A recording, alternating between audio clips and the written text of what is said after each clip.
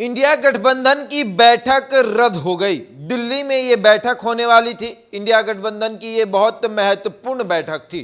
लालू प्रसाद यादव दिल्ली में थे और कहा जा रहा था कि इस बैठक में बहुत ही महत्वपूर्ण फैसले लिए जाएंगे, लेकिन अचानक ये एक खबर आती है कि इंडिया गठबंधन के द्वारा जो बैठक बुलाई गई थी कांग्रेस के राष्ट्रीय अध्यक्ष मल्लिकार्जुन खड़गे के द्वारा, उस बैठक को रद्द कर दिया गया है, क्योंकि बहुत ऐसे नेता थे जो उस बैठक में शामिल नहीं हो रहे थे। सबसे पहला नाम आया ममता बनर्जी का, उसके बाद नाम आया हेमंत सोरेन का, और फिर अखिलेश यादव का भी नाम उसमें शामिल था।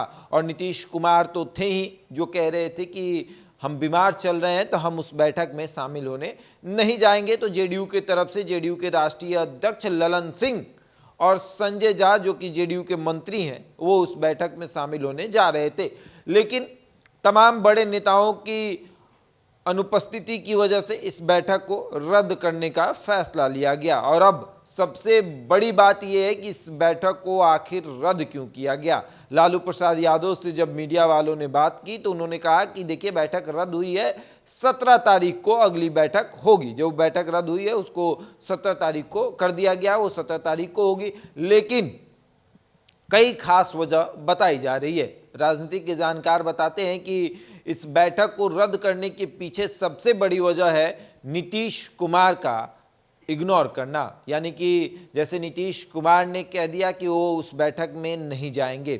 आपको याद होगा कि लगातार इंडिया गठबंधन की बैठक में नीतीश कुमार शामिल होते हैं। सबसे पहली बैठक पटना में नीतीश कुमार की अध्यक्षता में बुलाई जाती है। उसके बाद बैठक जो है वो बेंगलोर में बुलाई जाती है, फिर बैठक महाराष्ट्र में होती है, और अब दिल्ली में बैठक होने वाली थी मल्लिकार्जुन खड़गे की अध्यक्षता में।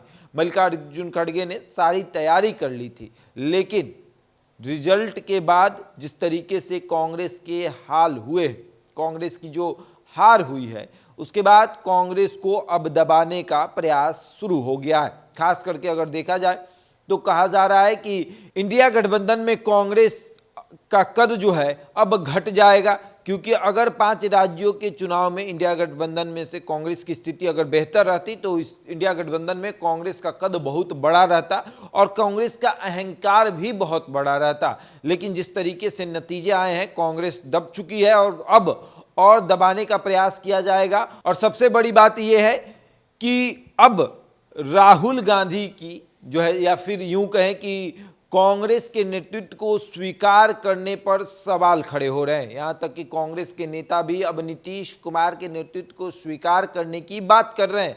बिहार के कई ऐसे विधायक हैं कांग्रेस के जो कह रहे हैं कि नीतीश कुमार के नेतृत्व को स्वीकार कर लेना चाहिए, यानी कि नीतीश कुमार के जिम्मे सारा काम दे देना चाहिए, उनको मुखिया बना देना चाहिए, और वही जो है आगे लेकर इंडिया गठबंधन को चलेंगे। हालांकि ऐसे तो इंडिया गठबंधन नीतीश कुमार की अध्यक्षता में ही बना है। बिहार में सत्ता परिवर्तन हुआ, इंडिया गठबंधन नीतीश कुमार ने हर राज्यों में घूम घूम कर बनाया, सारे विपक्ष को एक छतरी के नीचे लाकर रख दिया।